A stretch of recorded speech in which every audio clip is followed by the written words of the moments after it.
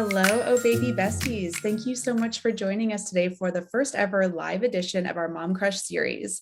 Today we have Alice Callahan Thompson with us, who's been at the very top of my Mom Crush interview series for a long time.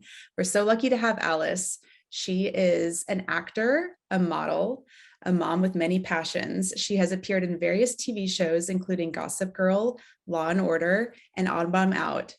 She's modeled for brands like Madewell and J. Crew over a 15-year career, and her biggest passion is adoption and foster care advocacy, both domestically and internationally. She's also an ambassador for Adopt Together, which helps prospective adoptive families afford the legal fees associated with the adoption process.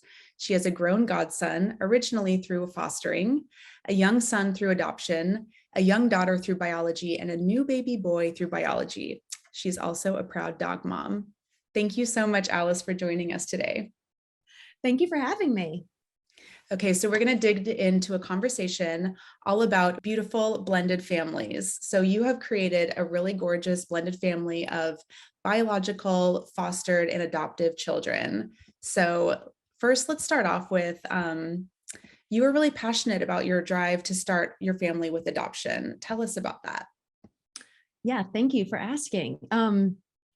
We visited a few orphanages in Kenya and developed a real heart for vulnerable children. And it was placed on my heart that I knew I wanted to be a home for a child in need at some point. And I didn't really know if it would come first or second or what, but I knew that at some point I wanted to be an adoptive parent. And then I was actually visiting a friend's church one time in Brooklyn, and the pastor was talking about this sort of this theory of inheritance, and how in the biblical times that oldest son was given the lion's share of the inheritance. And I kept thinking, like, what if the adopted child came first and sort of had that place of honor in our family? I mean, things have changed since the biblical times, obviously, but just kind of thought, wouldn't it be cool if taking the adopted child and putting him or her at that first slot. Okay, that makes me want to cry already. It's really beautiful. Well, we just kind of, I don't know, we just kind of thought it'd be a neat thing to try. And we actually didn't really know a lot of people who did that first. But we thought, how could that affect the way that child sees himself or herself in terms of belonging in the family? And so we started the process, and it was a wild ride. Tell us a little bit about the wild ride. Well, so like I mentioned, we visited many orphanages in Kenya and got really involved with this one really neat, sustainable program that has schools and different legal advocacy. And we first thought we wanted to adopt from that country just because we had some connections there. But we waited on that list for a while, and it ended up not working out for lots of reasons. So we switched to Ethiopia, and we waited on that list for a while, and then it too didn't work out for various reasons. And we were like, what's going on? We want to adopt. Why is this so hard? And then during that time period, we actually got to know a teenager. My husband was volunteering at our church, and he had been visiting, and anyway, it kind of came to the surface that he was about to be rehomed in kind of a group home outside of the city. And here I was waiting to adopt, and we had an extra bedroom. I mean, it was tiny. It was technically a closet, but kind of a bedroom. But we had been praying and waiting and wanting to adopt a baby. And then this teenager actually needed a home. And so we were like, okay, well, let's do that. And so he moved in with us, and we thought it was going to be like 2 weeks. But then it turned into 8 years. So that was kind of wild. But during that time, it just opened up our eyes to the need domestically as well. And so we decided to switch from international adoption to domestic. And so then we waited on that list for a while, and we had some close calls, or we thought we were being considered from a birth mom, and then ended up not getting chosen. And that was a roller coaster for sure. But then it did eventually work out, and we adopted our son from New Jersey. And I wouldn't have it any other way. That's incredible. Thank you so much for sharing that. And how funny to think that it would be 2 weeks with a teenager, and then it becoming 8 years, and you probably can't imagine your life without him, right? Exactly. Yeah, that's right.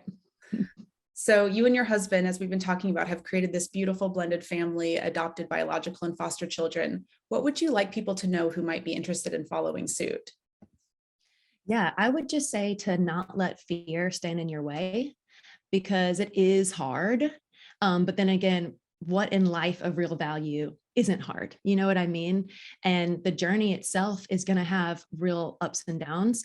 But then again, so is pregnancy and the process of pursuing biological. And so it's really just a question of like having support and having community around you.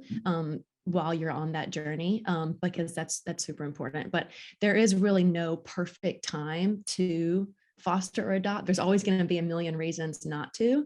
So I would encourage anyone who's even like slightly considering it to just take that first step, which is the hardest one, because you could think, oh, it's so overwhelming. What would I even do? I don't even know. And then just like never do it. But Right. if you just make that first phone call, or just Google local adoption agencies, Google your state's child and family resources website and request the information packet, get your name on the list. Like just take that first step. And then you kind of have your foot in the door. And then you could chip away at the paperwork over a year period. You could spend an hour a week whenever you have time. And that way, if you ever find yourself actually ready to foster or adopt, you don't have this mountain of paperwork just overwhelming you. You could just be like, oh yeah, I've already done these steps. And then you'd be ready to go when the time is right. That's really helpful. And also something that people probably don't really think about much is following that advice that you give to chip away at it first. If something changes and you decide that you're actually really not a good fit for fostering, then you always have that as a backup. But then you have like kind of all the legwork done. That's really incredible. Absolutely. And you learn a lot in the process. Like you have to do these different training videos and classes and stuff in order to get qualified. And those are really valuable. So even if you choose not to do it, you won't have wasted your time. That's awesome. Thank you. Yeah. So you recently moved from New York City, where we met through mutual friends, down south to Alabama. And how does your kind of grown foster son fit into your family now that you've moved out of state? Yeah, well, we asked him if he wanted to come with us, but he has a life in New York, and so he was like, "No, I think I'm good." But yeah, he's 25 now, and so he's doing his own thing. So he visits when he can, holidays, summers, just kind of like any other grown child would if they lived someplace else. But we're always going to be excited to visit him when we are back in the city. But yeah, I mean, we're just kind of going day by day. Who knows if we'll end up back there? We don't know. Right. But we're going to be family forever, no matter where we live. Oh, that's beautiful. I can't imagine starting with a teenager before a baby, but that might actually be really useful. What was that like for you? Yeah, well, we laughed a lot because we had no idea what we were doing. So my husband and I were just like, I don't know, what should we do? We're kind of like, what do you think? I don't know, what do you think? And we kind of just, we really botched it, a lot of it probably. And I'm sure he's going to watch this and laugh, but we were learning as much as he was. And I think originally we thought like, oh, we're going to be so helpful and blah, blah, blah. And it's like, actually, we ended up learning more than he did. I'm certain of that.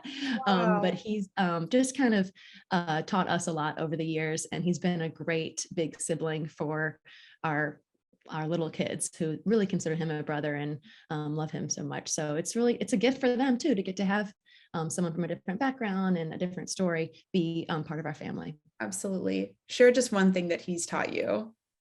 Oh gosh. That you can't control your children.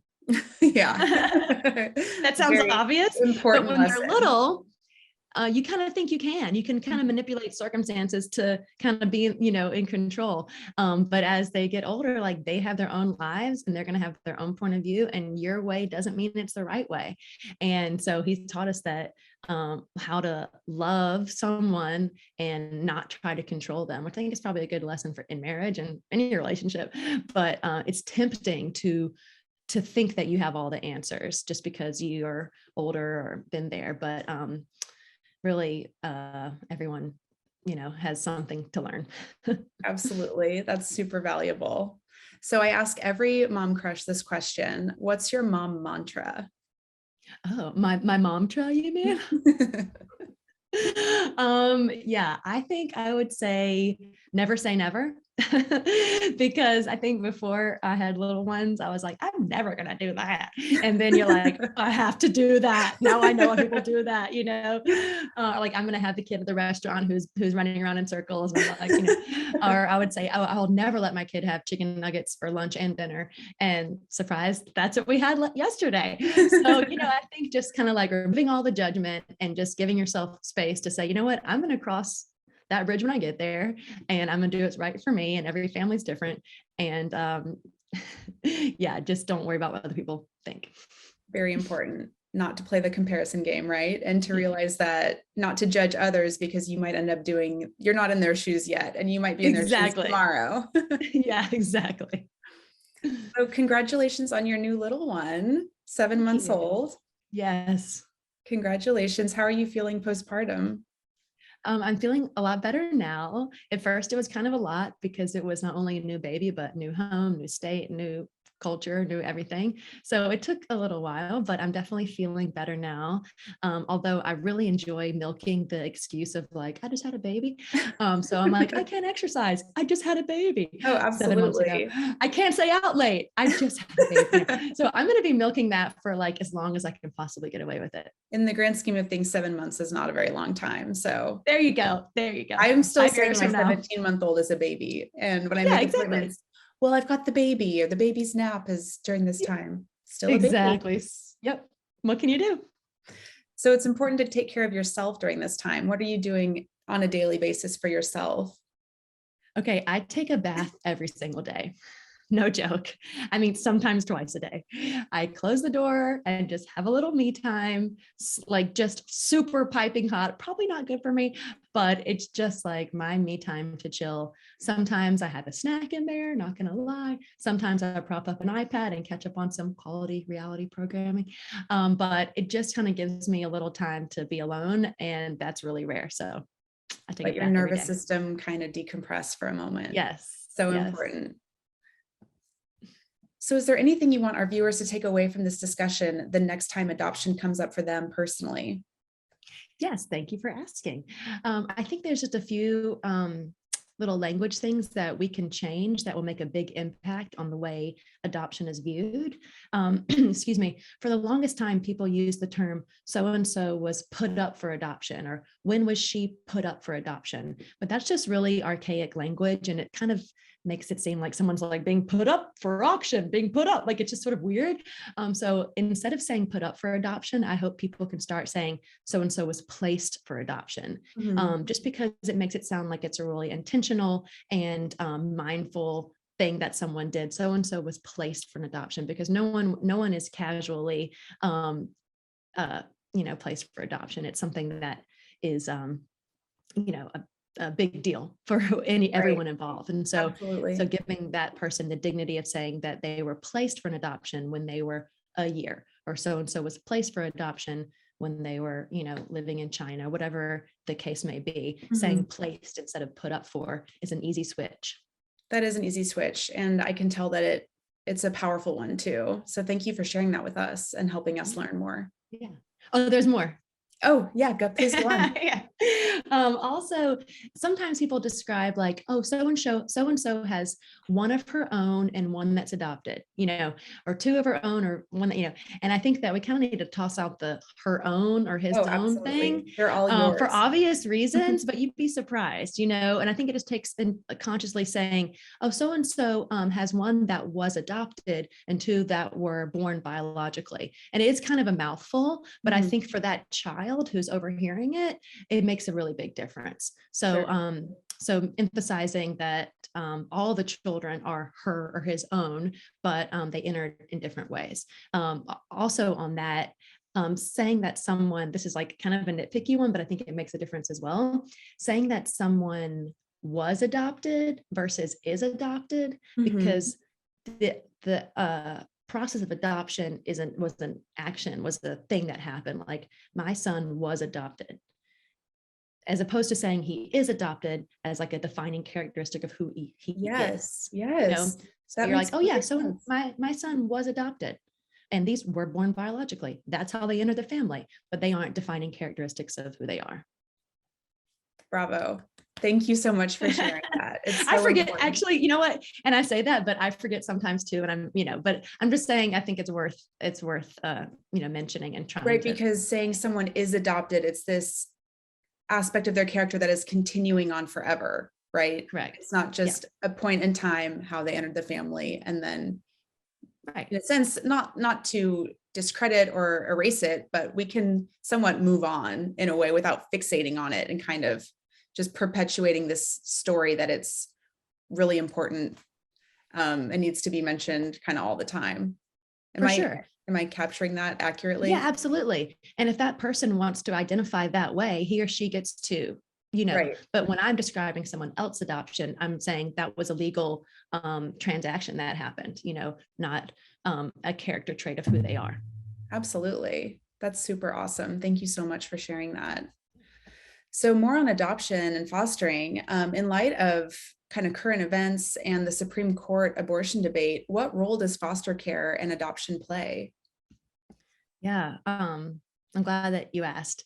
I think that foster care and adoption should be a part of this conversation.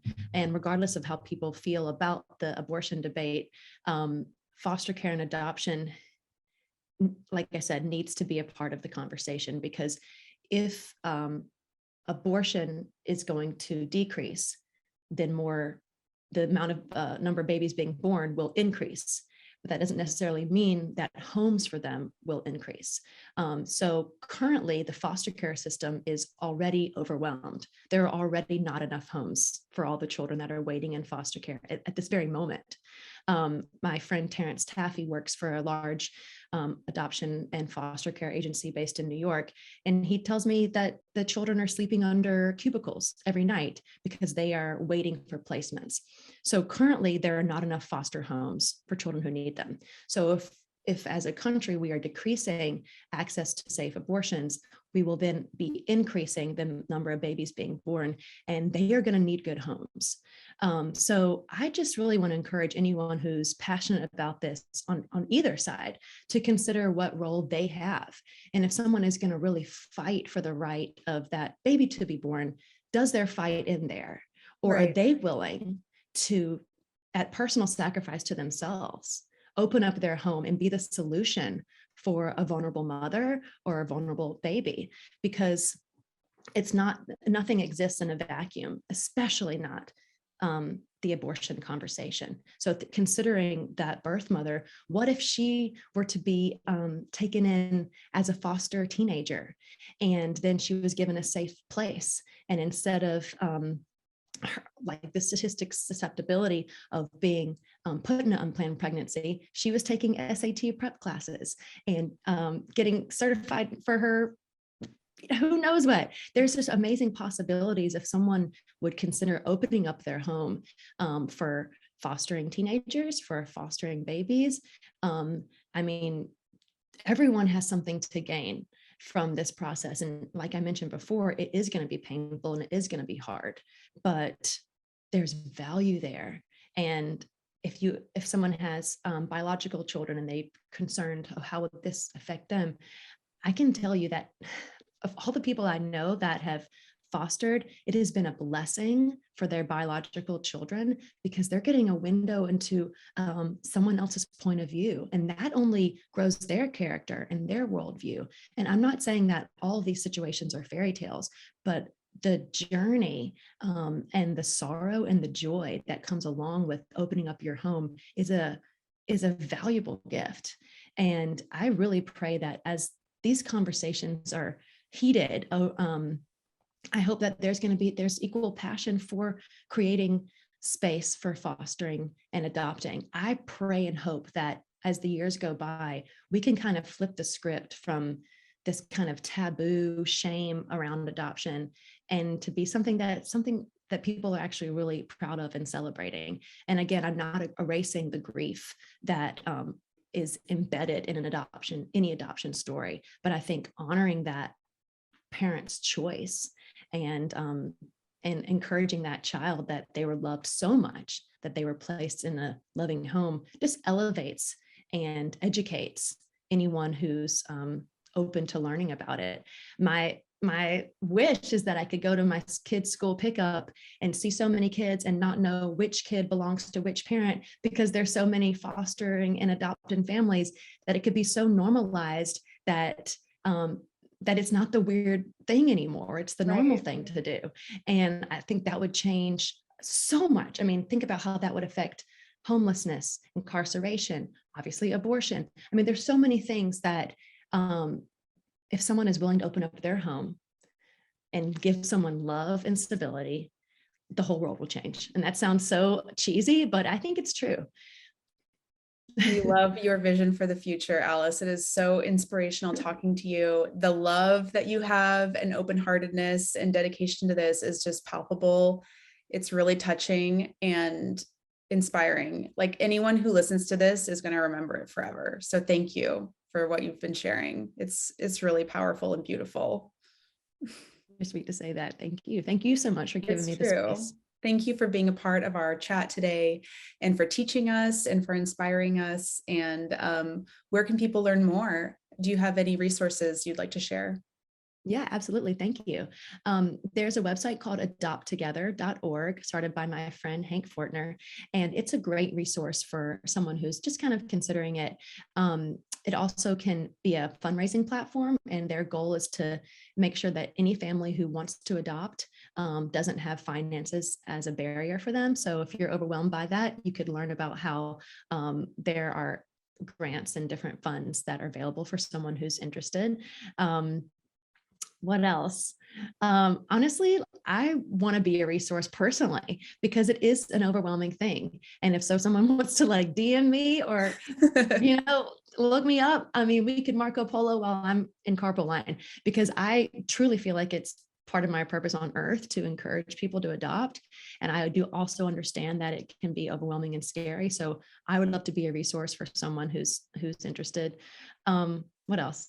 There's an organization called Safe Families, where you can get certified to just be a temporary landing space while a child is entering foster care, or while the birth parent are getting the help they need to be able to be reunified. So you open up your home either to the birth parent or to the child, or to both. And it can be temporary. It can be a 1 day or 1 year or 10 years. You sort of share your availability, and then they place you like that. So I truly believe that there is an action step for anyone who is interested.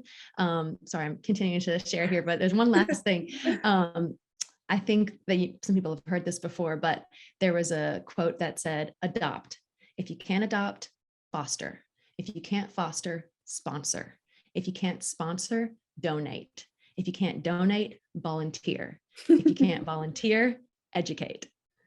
So there's an action step for everyone, whether it's just talking to your children about adoption and normalizing, or it's taking the big step and getting certified yourself. There's room for everyone to get involved. And if they do, I think we'll see a big change. That is super helpful. Thank you, Alice. And we will add your Instagram handle to the end of this chat so that people can DM you if they'd like to get in touch with you personally. So thank you again, and have a wonderful day. Thanks for being a part of this. Thank you so much. I appreciate it.